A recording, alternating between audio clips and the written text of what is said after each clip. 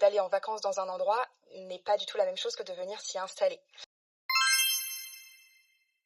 La réponse est simple, on m'y a affecté.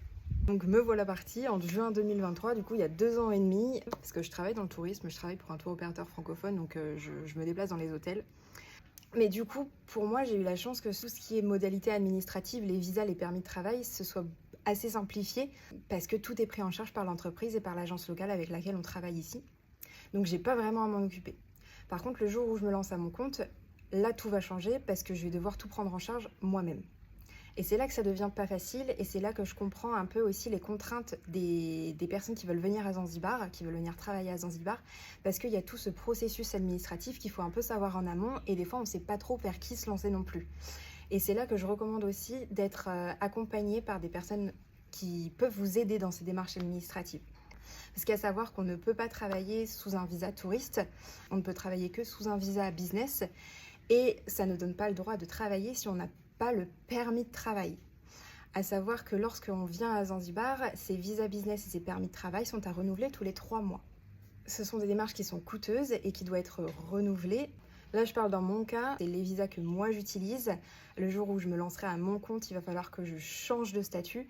Ce ne va pas être un visa business parce que je ne compte pas renouveler mon visa tous les 3 mois parce que mon objectif c'est de vivre ici.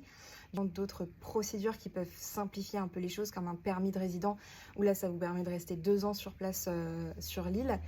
Mais un permis de résident ne donne pas non plus le droit de travailler sur place. Dans ces cas-là, il faut aussi avoir un permis de travail pour pouvoir être dans la légalité finalement. Pour voir avec l'employeur ou vous, si c'est à vous ou si c'est à eux, de prendre en charge ces frais-là. Là, moi, je vous invite vraiment à vous accompagner de personnes qui sont compétentes là-dedans et des personnes de confiance qui peuvent vous aider dans ces démarches parce que c'est des démarches qui sont coûteuses, qui prennent du temps et c'est important qu'elles soient bien faites. Sinon, petit conseil quand même, si votre objectif c'est d'aller vous installer à l'étranger, aller en vacances dans la destination où vous souhaitez vous expatrier, histoire de faire du repérage et puis surtout savoir si la destination vous convient. Parce que je rappelle que d'aller en vacances dans un endroit n'est pas du tout la même chose que de venir s'y installer. C'est pour ça que je vous invite à venir voir, faire du repérage, voir aussi si la vie vous correspond et d'aller parler aux locaux, d'aller parler aux expats, de faire un peu comme si vous y habitiez déjà, de façon à voir si cette vie-là vous correspond réellement et puis de laisser vos contacts surtout. Ou sinon, il y a une autre possibilité que moi j'aime beaucoup et que personnellement fait, alors pas ici mais dans d'autres pays, c'est du volontariat. Ça vous permet de pouvoir aller dans un pays finalement à moindre coût et de pouvoir donner votre temps et de votre énergie à des personnes qui en ont besoin. Et en échange, ça vous permet aussi de voir si cette vie-là et si cette destination vous correspond.